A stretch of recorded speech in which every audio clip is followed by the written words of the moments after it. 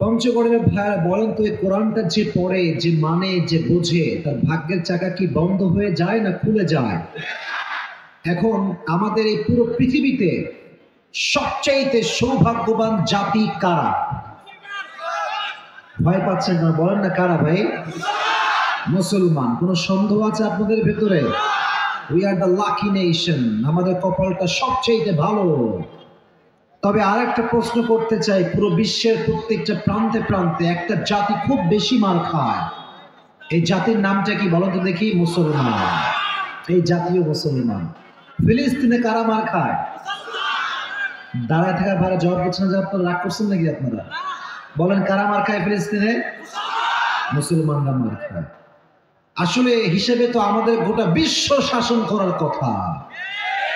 আমরা মার খাচ্ছি কেন? কারণ আজকে আমার এই বাংলার মাটিতে আমরা দেখতে পাই এক হুজুর আর এক হুজুরকে দুই চোখে সহ্য করতে পারে না। মারামারির কোনো শেষ নাই। একে অপরের বিরুদ্ধে গালিগালাজ করে নিজেকে মনে করে আরে সফল হয়ে গেলাম, ভিউ বেড়ে গেল, মিলিয়ন মিলিয়ন ভিউ হয়ে গেল। মাথায় রাখবে, দেশের মানুষ যেমন ভালোবাসতে পারে তেমন জুতা পিটাও করতে পারে। এদেশে আপনি যদি জনপ্রিয়তা পেতে চান, তাফসীর প্রোগ্রামের মাধ্যমে সঠিক কথা বলে, হক কথা বলে আপনাকে জনপ্রিয়তার শীর্ষে পৌঁছাতে হবে। কারো বিরুদ্ধে কথা বলে কখনো জনপ্রিয় হওয়া যায় না। এই জন্য আমি হুজুরদেরকে বলবো, হুজুরেরা একটু ভালো হয়ে যায়। আমরা যেন ভালো কথাটা বলি, আমরা যেন উম্মতের মাঝে বিভেদ তৈরি না করে, যদি এই উম্মত ঐক্যবদ্ধ হয়ে যায়, ফিলিস্তিন আজকে স্বাধীন হওয়ার জন্য চূড়ান্ত দ্বার প্রান্তে পৌঁছে যাবে। ঠিক কিনা বলেন যুবকেরা? আমাদের ইত্তেহাদ লাগবে, ঐক্যতা লাগবে। তো এই কোরআনটা হচ্ছে এমন একটা কিতাব, তাহা মা আনজালনা আলাইকাল কুরআনা লিতাশকা। আল্লাহ বলছেন, O my prophet, I have not sent to you this Quran that you be distressed. নবী, হে কোরআনটা এই জন্য নাজিল করি নাই যে আপনার কপালটা পুড়ে যাবে, আপনি দুর্ভাগা হয়ে যাবেন। নো, বড় কোরআনটা এই জন্য দিয়েছি, কোরআনটা যে পড়বে, যে মানবে, যে বুঝবে, তার ভাগ্য আল্লাহ নিজেই তার চাকাকে ঘুরাই দেবে। সুবহানাল্লাহ বললেন না সবাই? তো আজকে এই কোরআন থেকে আমরা তাফসীর শুনবো, একটি নির্দিষ্ট সূরার তাফসীর আমরা শুনবো। তবে সূরাটা আমি বেসিক নলেজ বলবো, আমাকে জবাব দিতে হবে আমি যা যা বলবো। সূরা যে সূরা তাফসীর আজকে আমরা শুনবো কোরআন থেকে, সূরাটার নাম হচ্ছে সূরাতু আল কারিআহ। নাম কি? আবার সূরাতু আল কারিআহ। এই সূরাটা হচ্ছে কোরআন কারীমে 30 নাম্বার পারায় অবস্থিত। কত নাম্বার পারা? এই সূরাটা হচ্ছে কোরআনের সংখ্যা অনুযায়ী 101 নাম্বার সূরা। কত নাম্বার? 101 নাম্বার সূরা। এই সূরার মূল আয়াত সংখ্যা হচ্ছে 11টা। মোট কয়টা? এটা কিন্তু পুরস্কারের জন্য সহযোগী হবে, ঠিক আছে? খালি হুদাই 11টা 101 কি বলছেন বুঝে বলেন। সূরার সংখ্যা কত? 101। সূরার আয়াত সংখ্যা কত? 11টা। মাশাআল্লাহ। প্রত্যেকটা সূরাতে আল্লাহ তাআলা দুটি করে চ্যাপ্টার রেখেছেন, একটা হচ্ছে মাক্কি আর একটা হচ্ছে মাদানী। এই তো পঞ্চগড়ের মানুষ অ্যাক্টিভ হচ্ছে আস্তে আস্তে। একটা হচ্ছে মাক্কি আর একটা হচ্ছে মাদানী। এটা হচ্ছে মাক্কি চ্যাপ্টারের সূরা। কোন চ্যাপ্টারের সূরা? তাহলে রিপিট করি আমরা সবাই। সূরার এই যে সংখ্যা, সূরার সংখ্যা এটা হচ্ছে 100। এই সূরার আয়াত সংখ্যা মোট 11। সূরাটা কি মাদানী না মাক্কি? মাক্কি। মাশাআল্লাহ। এবার আসেন এই সূরা। আচ্ছা, আমার কথা বুঝতে আপনি কোনো প্রবলেম ফেস করতেছেন না? আমি তো বাংলা ভাষার মানুষ, বাট আমার ভাষা তো ভিন্ন জেলাতে, কথা বুঝতে কোনো সমস্যা হচ্ছে না তো আপনাদের? তাহলে সূরাটার নামটা আমি এদিক থেকে শুনে নেই, আপনারা বলেন দেখি নাম সূরাটার। আল কারিআহ।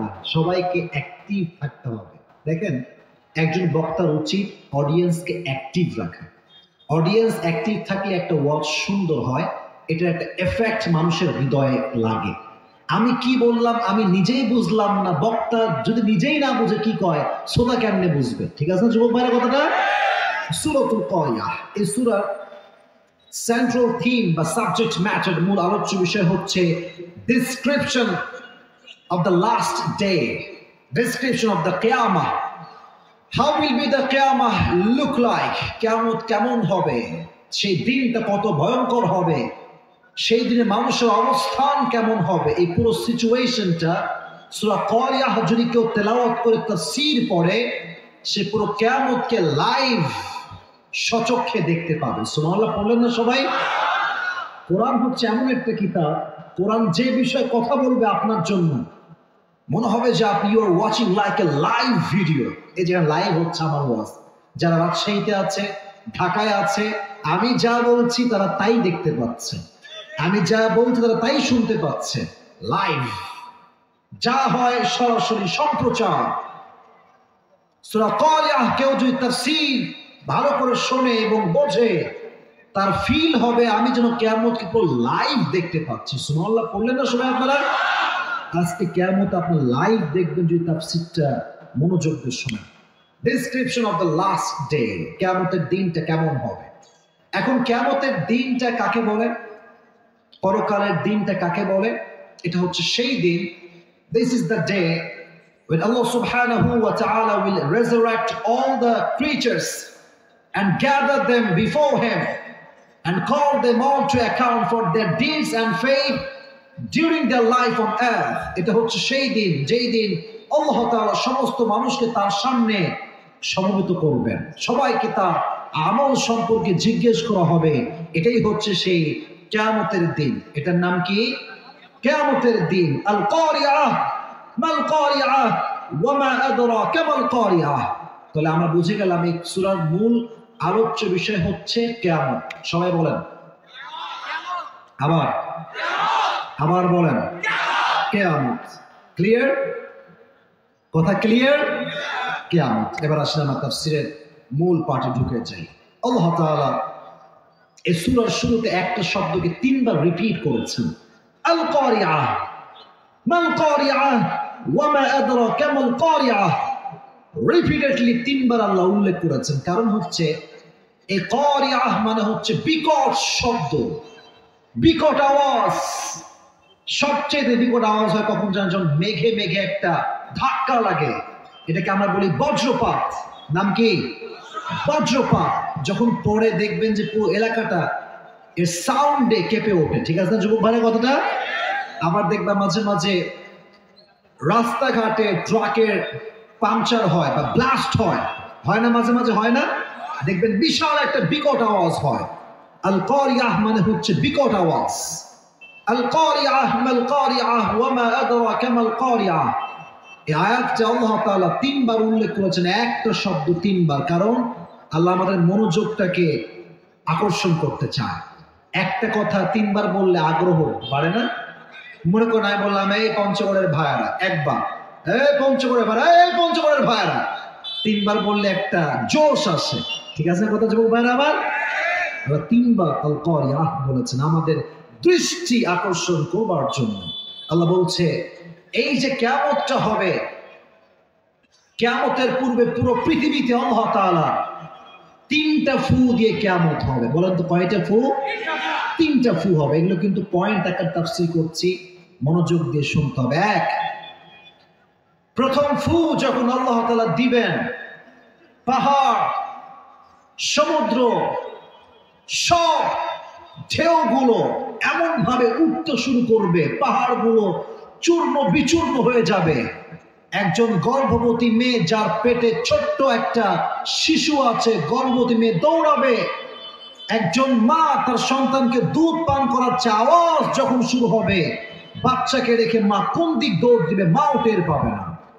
একটা বিকট শব্দ হবে, পুরো পৃথিবী কেঁপে উঠবে, মানুষগুলো বিক্ষিপ্ত পতঙ্গের মতো নিক্ষিপ্ত হবে, কে যে কোথায় উড়ে যাবে কে কোনো টেরই পাবে না। এজন্য আল্লাহ তাআলা বলছেন ইয়াউমা ইয়াকুনুন নাসু কাল ফারাশিল মাবথুস, মানুষগুলো বিক্ষিপ্ত পতঙ্গের মতো নিক্ষিপ্ত হবে। ওয়া তাকুনুল জিবালু কাল আহনিল মানফুস, এবং এই পাহাড় ধুলিত তুলার মতো উঠতে থাকবে। যখন মানুষ বালিশ বানায়, মাঝে মাঝে বালিশ দেখছেন আপনারা? দেখবেন যখন বালিশ বানায় আমরা পিটায়, যদি তুলা থাকে তুলাগুলো ফু দিলে উড়ে যায়। মানুষগুলো বিক্ষিপ্ত পতঙ্গের মতো নিক্ষিপ্ত হবে, আর পাহাড়গুলো ধুলিত তুলার মতো উঠতে থাকবে। মনে হবে তুলা উড়ে যাচ্ছে পাহাড়ের দিকে। সুবহানাল্লাহ পড়লেন না সবাই? এই হচ্ছে কিয়ামতের প্রথম ফুয়ের অবস্থা। এক ফুতে পাহাড় পৃথিবী, বিল্ডিং সব ভেঙে যাবে। পঞ্চগড়ে তো বিশাল বড় ফ্ল্যাট মেবি নেই। ঢাকাতে আপনারা কেউ গেছেন? সবাই অনেকেই গিয়েছেন। ঢাকায় দেখবেন 30 তলা, 25 তলা, 20 তলা ফ্ল্যাট। আপনার সবাই বুর্জ আল খলিফা, দুবাইয়ের সবচেয়ে বড় বিল্ডিং, নাম শুনছেন সবাই? বিশাল লম্বা বিল্ডিং। যখন প্রথম ফু দিবে আল্লাহ তাআলা কিয়ামতের জন্য, সব বিল্ডিং গুলো 1 সেকেন্ডে ভেঙে চুরে চূর্ণ বিচূর্ণ হয়ে যাবে। আল্লাহু আকবার। বিল্ডিং গুলো ভেঙে যাবে। তবে সবচেয়ে কঠিন বয়ান যেটা আমার কাছে মনে হয় এই হাদিসের ক্ষেত্রে, আয়াতের ক্ষেত্রে, সেটা হচ্ছে আচ্ছা, আমার সবাই মনে তারিক জামিলের নাম শুনেছেন? পাকিস্তানের বাসা, সাদা সাদা পাগড়ি পরে কিছু সুন্দর কথা বলে, এই পুরো কলিজায় আমার কম্পন তৈরি হয়ে যায়। তোমরা যারা উর্দু ভাষা যুবক ভাইয়েরা বোঝো, মুরব্বীরা যারা বোঝেন, মাঝে মাঝে ইউটিউবে ওয়াজ শুনবেন, মাওলানা তারিক জামিল নামে সার্চ করবেন, কিয়ামতের ওয়াজ শুনবেন। ওনার একটা কিয়ামতের বিশাল লম্বা ওয়াজ আছে। উনি বলেছিলেন কিয়ামতের দিন যখন প্রথম ফু আল্লাহ তাআলা দিবে, পৃথিবীর প্রত্যেকটা মানুষ যার যার অবস্থানে যেমন তেমনই থাকবে। মা সন্তানকে রেডি করাচ্ছে, স্কুলে নিয়ে যাবে। মন্ত্রী তার মন্ত্রিত্বের চেয়ারে বসেছে, সংসদ ভবন, নগর ভবন, পার্লামেন্ট খুলে দিয়েছে, রাজা তার চেয়ারে বসে গিয়েছে, প্রধানমন্ত্রী পুরো দেশকে নেতৃত্ব দিচ্ছে, নেতা তার কাজ করছে, দোকানদার দোকানে বিজনেস করছে, মা তার সন্তানকে ক্লাসে নিয়ে যাবে, খাওয়াচ্ছে বসে বসে। The world will continue to work as it was before. যেমন ছিল কিয়ামতের দিন পুরো পৃথিবী তেমনই থাকবে, আগের মতোই চলবে। সকালে আমরা ঘুম থেকে উঠবো, কেউ চাকরি, কেউ জব, কেউ business. Everyone will do their own business. They will do their own work. সবাই সবার কাজে ব্যস্ত। হঠাৎ বিকট আওয়াজ, এক আওয়াজে মানুষ পুরো পৃথিবীর সবকিছু ভুলে যাবে, সবাই দৌড়াতে শুরু করবে। প্রথম আওয়াজ। এবার আল্লাহ আর একটা আওয়াজ দিবেন, সেকেন্ড আওয়াজ। এটা প্রশ্ন করে আমরা নলেজ চেক করবার জন্য, যে ফেরেশতা এই আওয়াজটা দিবে, বিকট আওয়াজ, তার নাম ইসরাফিল আলাইহিস সালাতু ওয়াস সালাম। দ্বিতীয় ফু যখন তিনি দিবেন, এক ফু পুরো পৃথিবী লণ্ডভণ্ড। দ্বিতীয় ফুতে প্রত্যেকটা মানুষ যেখানে যেমন ছিল ওই জায়গায় শেষ হয়ে যাবে, মৃত্যুবরণ করবে। আল্লাহু আকবার। মানুষ সব শেষ হয়ে যাবে। এবার আল্লাহ তাআলা, সবাই হাদিসে সবাই জানেন, আল্লাহ বলবে আখবিরনি, এই আমাকে বলো, মাইয়াবকা, কে বাকি আছে? এবার ফেরেশতা বলবে আল্লাহ সব শেষ, আমার 3 জন বন্ধু এবং আমি বাকি আছি। আল্লাহ বলবে যাও মিকাইলকে শেষ করে দাও, শেষ করে দাও, এটাকে জিবরাইলকে শেষ করে দাও। শেষ করে দেওয়া হবে। ইসরাফিলকে শেষ। আল্লাহ বলবে আর কে বাকি আছে বলো? মালাকুল মউত বলবে আল্লাহ এবার তো আর কেউ বাকি নাই, আমি একাই বাকি। সুবহানাল্লাহ পড়বেন সবাই। আল্লাহ বললেন মুত ফাইন্নাকা খালকুম মিন খালকিল্লাহি তাআলা আযজা ওয়াজাল, তুইও মর, তুই শেষ হয়ে যা। মালাকুল মউতের পুরো দেহটা থর থর থর করে কাঁপবে। আল্লাহ আমি মারা যাব মানে? আমি তো সারা জীবন মারছি মানুষ, আমি মরবো কেন? আল্লাহ বলবে পৃথিবীতে আমি ছাড়া এখন আর কেউ বাঁচার অধিকার নাই। ঠিক কেনা বলো যুবক ভাইরা? মর তুই, তোর হাত শেষ। আল্লাহ এক ধমক দিবে, মালাকুল মউত জায়গায় সেও শেষ হয়ে যাবে। আল্লাহ এবার বলবে লিমানিল মুলকুল ইয়াউম, আজকের দিনের রাজত্ব কার? আল্লাহ নিজেই হুঙ্কার দিবে, কার রাজত্ব আজকে? কেউ জবাব দিতে পারবে না। এবার আল্লাহ নিজেই বলবে লিল্লাহিল ওয়াহিদুল কাহ্হার, আজকে সব জালেম শাসক শেষ, ফেরাউন শেষ, নমরুদ শেষ, আজকে সব রাজত্ব একমাত্র আমি আল্লাহ তাআলার জন্য। ঠিক কিনা বলো যুবক ভাইরা? লিল্লাহিল ওয়াহিদুল কাহ্হার। 2 নাম্বার ফুতে সবাই শেষ। এবার 3 নাম্বার ফুটা কখন দেওয়া হবে? আল্লাহ আবার ইসরাফিলকে জীবন দিবেন, বলবে এই যাও তোমার সিংহায় গিয়ে 3 নাম্বার ফুটা তুমি এবার দিয়ে আসো। যখন 3 নাম্বার ফু দিবে, মানুষগুলো আবার যে যার কবরে ছিল আবার সবাই জীবিত হয়ে আল্লাহর সামনে দাঁড়িয়ে যাবে। সুবহানাল্লাহ পড়বেন না আপনারা? এবার শুরু হয়ে যাবে সেই কিয়ামতের দিন, যেদিন আমরা সবাই আল্লাহর সামনে উলঙ্গ হয়ে দাঁড়িয়ে থাকবে, কিন্তু কেউ কাউকে দেখার ইচ্ছা হবে না। আজকে রাস্তায় কোনো মেয়ে যদি উলঙ্গ একটু হেঁটে যায়, যুবকরা চোখ দিয়ে ফেল ফেল করে তাকিয়ে থাকে। কিয়ামতের দিন প্রত্যেকটা মেয়ে গুনাহগার, জেনাকারিনী উলঙ্গ হয়ে ঘুরবে, কেউ কারোর দিকে চোখ তুলে তাকাবে না। আম্মা জান আয়েশা বলেন, ইয়া রাসূলুল্লাহ, এমন একটা দিন যেদিন দেহে জামা থাকবে না, নবী হে, ওই দিন কি লজ্জা লাগবে না? Nobody belong the dress in their body, কোনো জামা নাই, পোশাক নাই, মানুষ কি লজ্জা পাবে না? আল্লাহ বলেন, এই আয়েশা, তুমি লজ্জার চিন্তা করো। ওই দিন মা তার সন্তানকে রেখে দৌড়ে পালাবে, সন্তান তার মাকে রেখে দৌড়ে পালাবে, মা তার সন্তানকে চিনবে না, সন্তান তার মাকে চিনবে না। ঠিক কিনা বলো যুবক ভাইরা আমার? এটা হচ্ছে সেই দিন। তবে এই ওয়াজের মূল যে কথা আমি বলতে চাই আজকে এই মাহফিলে, এটা আমি এখন বলবো, যেটা আমার বড় উদ্দেশ্য। আজকে আমি আগে থেকে ইন্টেনশন করে এসেছি, সেটা হচ্ছে কিয়ামতের দিন দুটি বিষয় ঘটবে মারাত্মক ভাবে। কয়টা বিষয়? আমি বামে আওয়াজ পাচ্ছি, ডানে কোনো আওয়াজ নেই। বলেন কয়টা? আবার বলেন কয়টা? দুইটা। আমার কথাগুলো চাদর একটু ঘেমে যাচ্ছে, চাদরটা খুলে ফেলি, খুব গরম লাগতেছে। হাদিসটা মনোযোগ দিয়ে শুনবেন। আমি পুরো একটা ঘটনা বলবো আপনাকে, পুরো ঘটনাটা আপনাকে আমি প্রেজেন্ট করছি। কিয়ামতের দিন বলেন তো, জান্নাতে যাওয়ার জন্য 100তে কত আমল লাগবে? রাইট আনসার সবাই বলতে হবে, কত লাগবে? 100তে কত লাগবে? 51, 51। We need to enter in the paradise. জান্নাতে যাওয়ার জন্য মাত্র 100তে 51 হলেই বান্দা জান্নাতি বান্দা হয়ে যাবে। সুবহানাল্লাহ পড়লেন না সবাই? তবে একজন বান্দা হবে, এই জানে আওয়াজ কেন? কোনো আওয়াজ হবে না। সবাই কিন্তু চাতক পাখির মতো আমার তাফসীরগুলো শুনছে। কোনো প্রকার বিশৃঙ্খলা আমি আজকে সহ্য করব না। তবে এখানে কি 12টার পরে ওয়াজ করা যায় নাকি যায় না? আমার সময় অনুযায়ী কিন্তু আমি বলেছি 1 ঘন্টা সময় দিব, বাট যেহেতু আজকে যুবকদের ঢল নেমেছে, যতক্ষণ তাফসীর শেষ না হচ্ছে আমি আমার ওয়াজ শেষ করতে আজকে পারবো না। ঠিক না? দুইটা হাদিস শেয়ার করছি, মনোযোগ দিয়ে শুনবেন। একজন বান্দার আমলনামা ভারী দেওয়া হবে, ওজন দেওয়া হবে। আল্লাহ তাআলা বলছেন এই আয়াতের ভেতরে, এই সূরার ভেতরে, فَأَمَّا مَنْ ثَقُلَتْ مَوَازِينُهُ فَهُوَ فِي عِيشَةٍ رَاضِيَةٍ. Whoever, if his deeds become heavy, he will enter in the paradise. যার আমলনামা একটু ভারী হয়ে যাবে, আল্লাহ বলবে, যাও, তোমার জন্য আমার জান্নাতটা তৈরি করা আছে। সুবহানাল্লাহ পড়েন। বাট একজন বান্দার আমলনামায় এমন ওজন দেওয়া হবে 50-50, বরাবর, সমান সমান।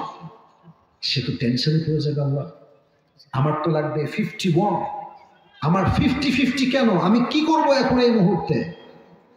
তার জন্য জাহান্নামের ফয়সালা হয়ে যাবে। খুব টেনশনে পড়ে যাবে, ভাববে যে কোনো সমস্যা নাই, আজকে তো বাপ আছে, আমার বাবাকে একটা আমল দিয়ে দিবে, আমি যেমন চলে যাবো, সমস্যা কি? বাপের কাছে বাবা যান, I just need all this to enter in the paradise. Please help me. আব্বা জান আমাকে হেল্প করুন, একটা আমল লাগবে জান্নাতে যাওয়ার জন্য। আব্বা বলবে, তুমি কে? কই থেকে আসছো তুমি? তোমাকে তুমি চিনি না।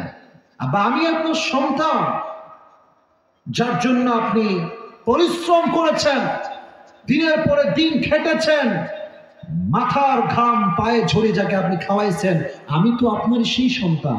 আব্বা বলবে, না না না, দুনিয়ায় তো আমার কোনো সন্তান ছিল বলে আমার মনে পড়ে। যাও যাও যাও, তোমাকে আমি চিনি না, যাও এখান থেকে।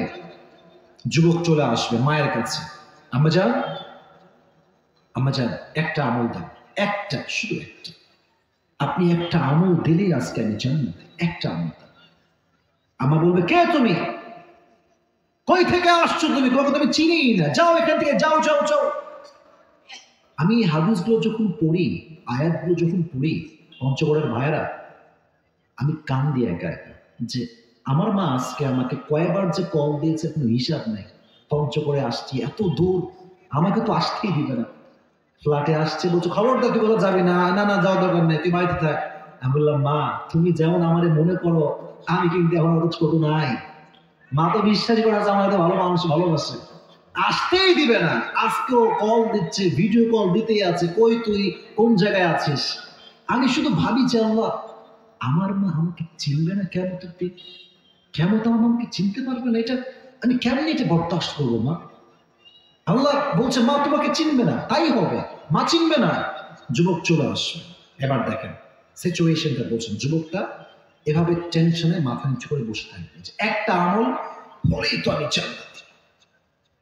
মা দেয়নি, বাপ দেয়নি, কেউ দেয়নি। হঠাৎ একজন ভাই আসবে, বলবে এই কি খবর, তুমি এত টেনশনে বসে আছো কেন?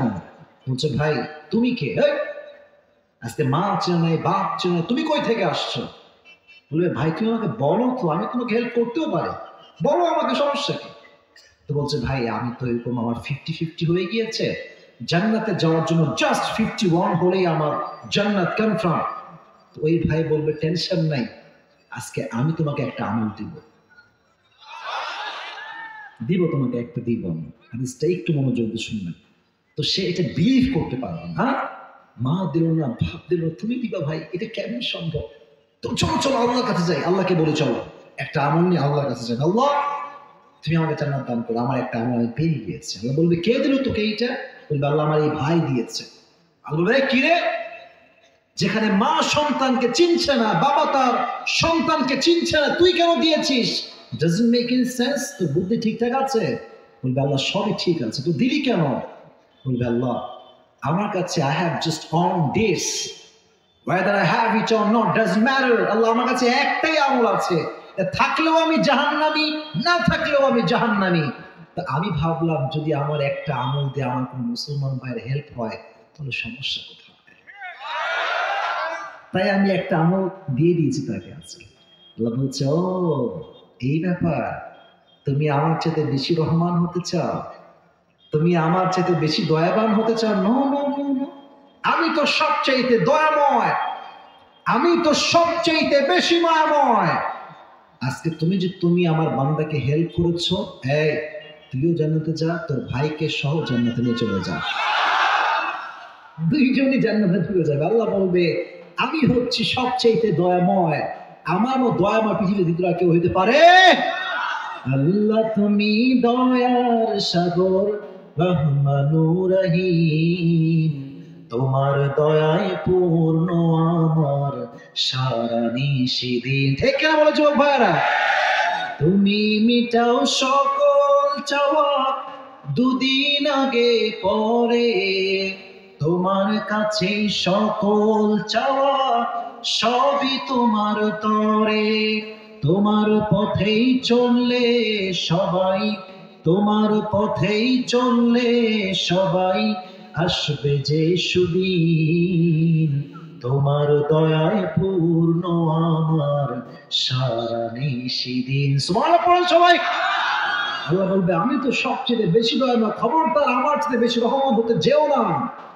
সেও জান্নাতে প্রবেশ করবে। আরেকদিন কিয়ামত একটা বর্ণনা বলছে, আর একটা বর্ণনা, একজন বান্দার আমল একবার উঠে যাবে এরকম ভারী, আবার নেমে যাবে, আবার উঠবে আবার নেমে যাবে। ও দেখবে যে কিরে আমি কি আদৌ জান্নাতে যাবো না জাহান্নামে, টের পাবে না। হঠাৎ করে দেখবে যে তার আমল নামাটা ঠাস করে ভারী হয়ে গিয়েছে, ভারী হয়ে গিয়েছে, জান্নাতের ফয়সালা হয়ে গিয়েছে। ও ভাবছে কিরে এটা না হালকা হয়ে গেছিল, ভারী হইলো কেমনে? গায়েব থেকে আওয়াজ আসবে, যেটা আমি আগেই বলেছি চরিত্র। গায়েব থেকে আওয়াজে বলা হবে ভাই এটা তোমার ভালো চরিত্র, তোমাকে জাহান্নাম থেকে আজকে জান্নাতি বান্দা বানিয়ে দিয়েছে। Good character. মা মিন শাইইন আথকালু ইউদাউ ফিল মিজানি ওয়া হুয়া হুসনুল আখলাক। মানুষের জীবনের সবচাইতে ভারী আমলের নাম হচ্ছে ভালো চরিত্র। যার চরিত্র ভালো, কিয়ামতের দিন তার আমল নামাটা অটোমেটিকলি ভারী হয়ে যাবে। সুবহানাল্লাহ সবাই পড়েন মন খুলে। এবার সবাই আমাকে জবাব দিবেন, কিয়ামতের দিন সর্বপ্রথম বান্দাকে কি বিষয়ে প্রশ্ন করা হবে? এই তো পেরেছেন তো, বলেন সবাই, বলেন কি কি কি কি? নামাজ। Everyone will be asked about their salah. প্রত্যেকটা মানুষ তাদেরকে নামাজ সম্পর্কে জিজ্ঞেস করবে যে তুমি সঠিকভাবে পড়েছো কিনা। এবার বলেন আমরা যে নামাজটা পড়ে আজকের মাহফিলে বসেছি, নামাজটার নাম এশা। কথা ঠিক আছে? একটু পরে যেটা পড়বো ভোর রাতে, জোরে। পুরো দিনে মুসলমানের উপরে কয় ওয়াক্ত নামাজ ফরজ? আমি বলছি আপনারাও বলবেন। প্রথম হচ্ছে ফজর, দ্বিতীয়, তৃতীয়, চতুর্থ, পঞ্চম নেশা। একটা কথা বলতে হবেই আমাকে আজকে পঞ্চগড়ে, কারণ কবে আসবো আর জানি না, বলে দিয়ে যাই।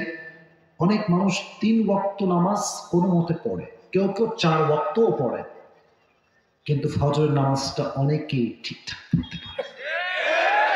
আজকের মাহফিলে হাজার হাজার মানুষ, ফজরের সময় এই মানুষগুলো কই থাকে? ফজরের সময় তো মসজিদটা ফাঁকা থাকে, এক কাতার মুসল্লিও হারিকেন খুঁজে পাওয়া যায় না, ঠিক কিনা বল? একজন সাহাবী যিনি নবীজিকে তরবারি নিয়ে হত্যা করতে গিয়ে কালেমাপুর মুসলিম হয়েছিল, সে সাহাবীর নাম ছিল কি? ওমর ফারুক রাদিয়াল্লাহু তাআলা আনহু। নামাজ কাকে বলে, কতটুকু গুরুত্ব হাদিসটা শুনে তারা বাসায় যাবেন। ওমর ফারুক কাছে একজন অগ্নি উপাসক আসছে, সে বলছে, হে ওমর, আমার যে মালিক আছে প্রত্যেক দিন আমার কাছে, বাচ্চাই ডান বাম করছিল, বসো বসো, নয় সাইডে যাও, বাচ্চা মানুষ, ফুল ওয়াজে ডিস্টার্ব করা যাবে না। তাকবীর দেন, লিল্লাহি তাকবীর। এই হাদিসটা মনোযোগ দিয়ে শুনবেন যুবকরা, এটা আপনাদের জীবন পরিবর্তন করতে অনেক সহযোগিতা করবে। এসে বলছে, অমর, আমার যে মালিক আছে সে আমার কাছে প্রত্যেক দিন 6 দিরহাম চার্জ করে, তা আপনি তো আমিরুল মুসলিমিন, আপনি একটু চেষ্টা করেন না আমার দিরহামটা কমায় দেওয়ার জন্য।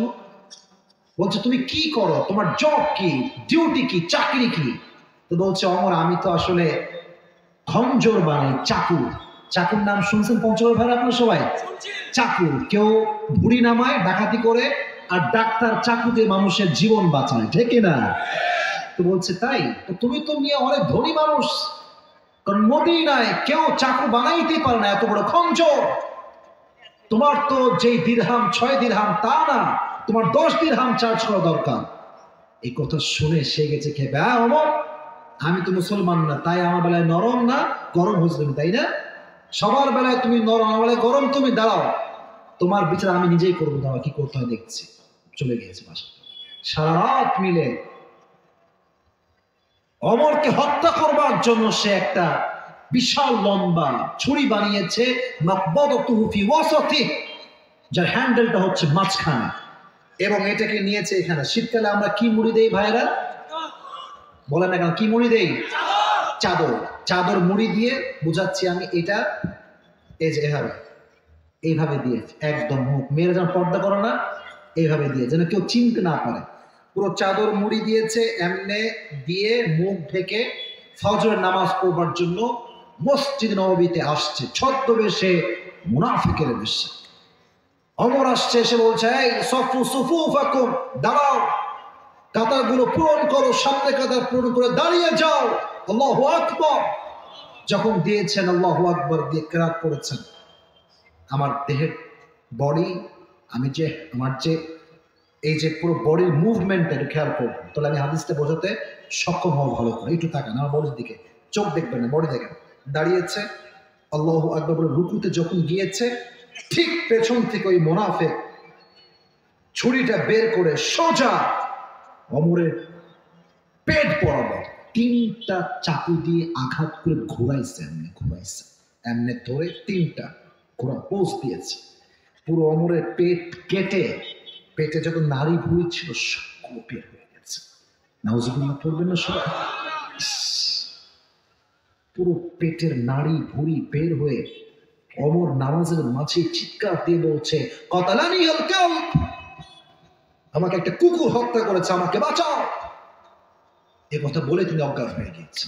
সাহাবা একরাম সবাই ধরে সাইডে নিয়ে আসছে, আর একজন ইমামকে তার জায়গায় দাঁড় করিয়েছে।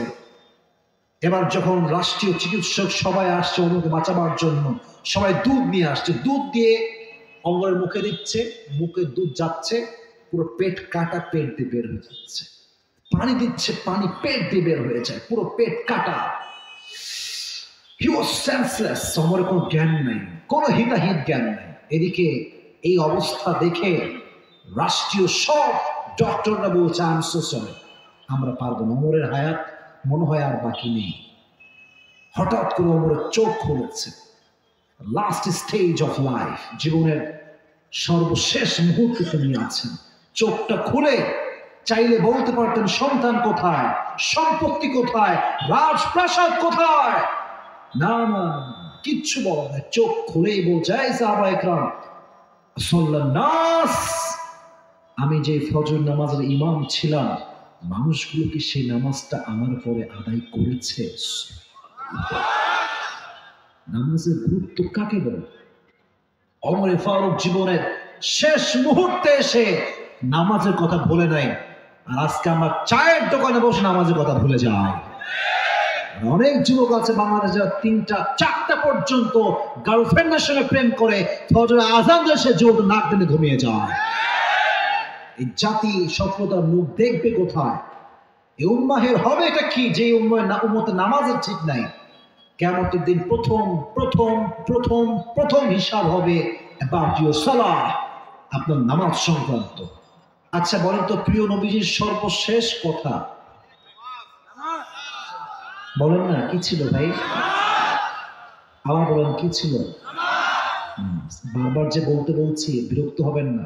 আমি আপনাকে স্মরণ করাচ্ছি, আমি আপনার হৃদয়ে দাগ টানতে এসেছি। আমার কথায় আপনার আঘাত লাগবে, আর ওই আঘাতটা আপনার জীবন পরিবর্তনের কারণ হবে, ঠিক কিনা বলা?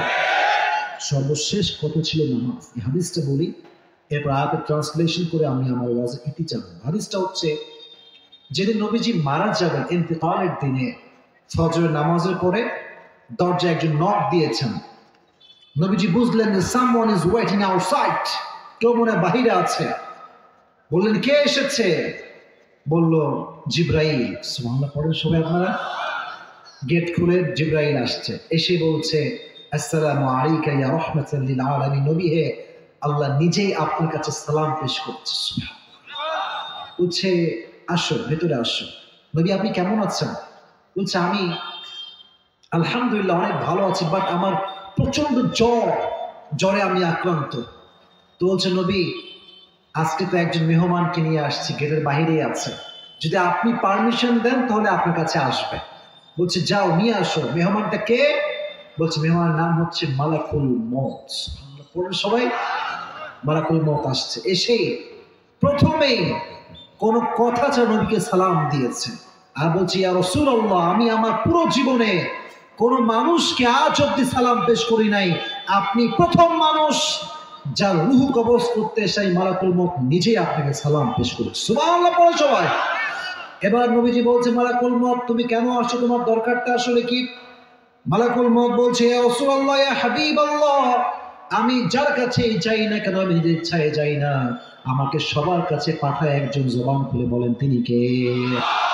আল্লাহ আমাকে পাঠিয়েছেন। I have sent from Allah subhanahu wa ta'ala, আমি তো আল্লাহর পক্ষ থেকে এসেছি, আমি আল্লাহর পক্ষ থেকে প্রেরিত একজন ফেরেশতা। বলছে, ও আল্লাহ তোমাকে পাঠাইছে আমার কাছে। তা আমাদের বন্ধু যারা যুবক ভাইরা এসেছি, এক একজনের বেস্ট ফ্রেন্ড এক এক রকম আছে না? বেস্ট ফ্রেন্ড আছে না? অনেকে আছে না? আছে না? আছে না? আছে। আচ্ছা, এখান থেকে কক্সবাজার তো অনেক দূরে। যদি একটা প্ল্যান হয়, চল সবাই মিলে আমরা কক্সবাজার যাবো, 10 বন্ধু বসেছে, কক্সবাজার যাবে, তো দেখবেন যে যার বেস্ট ফ্রেন্ড ও তার দিকে তাই, কি রে মামা তুই যাবি নাকি? ঠিক কিনা বলেন যুবক ভাইরা, বলেন বলেন। তো ফ্রেন্ড যদি সিগন্যাল দেয়, চল ঘুরে আসি, চল, বেস্ট ফ্রেন্ড যা বলবে তার ফ্রেন্ডও তাই বলবে। তো নবীজির বেস্ট ফ্রেন্ড ছিল স্বয়ং জিব্রাইল নিজেই। সুবহানাল্লাহ পড়লেন না? তো এদিকে আমার চোখে, এবার আমার চোখে তাকান, নবীজি ওই জ্বর অবস্থায় জিব্রাইল দিয়ে তাকাইছে। জিব্রাইল, তোমার মতামত কি? তুমি কি বলছো? আমি থাকবো না যাব? আমার কি করা উচিত? জিব্রাইল তুমি বলো আমাকে। বলছে, নবী হে, বেয়াদবি নিবেন না, আমি একটা মতামত দিব, আল্লাহ আপনাকে দেখার জন্য আরশে আজিমে অপেক্ষায় আছে, আপনি গেলেই তো ভালো হবে। বলছে, তাই নাকি? ঠিক আছে ঠিক আছে ঠিক আছে, বুঝতে পারছি। আইনা আয়েশা, আয়েশা কোথায়? ডেকে নিয়ে আসো আয়েশাকে। আয়েশা আসছে। ইয়া রাসূলুল্লাহ, কি হয়েছে বলেন? বলছে, আমি তো তোমার কয়েক টুকরা স্বর্ণ দিয়েছিলাম, স্বর্ণগুলো কোথায়? বলছে, রেখে দিয়েছি নবী, যত্ন করে রেখে দিয়েছি। বলছে, খবরদার, এখনই সব স্বর্ণ আল্লাহর রাস্তায় দান করে দাও। সুবহানাল্লাহ, আসতে করলেন, রেখে দিই নবী, কাজে দিবে, ফাতেমার জন্য, আমার জন্য, পরিবারের জন্য। বলছে, না না, খবরদার, আমি তো এমন অবস্থায় মরতে চাই যখন আমি নবী একদম নিঃস্ব, আমার কাছে 2 পয়সাও ছিল না। সুবহানাল্লাহ পড়েন সবাই। আপনারা যারা এসেছেন বেশিরভাগ হয়তো বা মধ্যবিত্ত পরিবারের সন্তান, আমিও মধ্যবিত্ত পরিবারের সন্তান। আমরা মধ্যবিত্ত পরিবারের সন্তান হতে পারি, যুবকেরা, মুরব্বী আব্বাজানরা, বাট হৃদয়ে কোনো আফসোস নাই, কারণ নবীজি হাদিসে বলেছেন গরিব মধ্যবিত্ত পরিবারের সন্তানরা বড় লোকের চাইতে 500 বছর আগে জান্নাতে প্রবেশ করবে। Are you happy now? Are you happy now? এখন আমরা খুশি। নবী বলেছেন, আর একটা হাদিস বলে দেই, গরিবদের কিয়ামতে কোনো হিসাবই হবে না। বলবেন হুজুর এটা কেমন কথা বললেন, এখন কথা হইল? কথা এইটা কেন হবে না?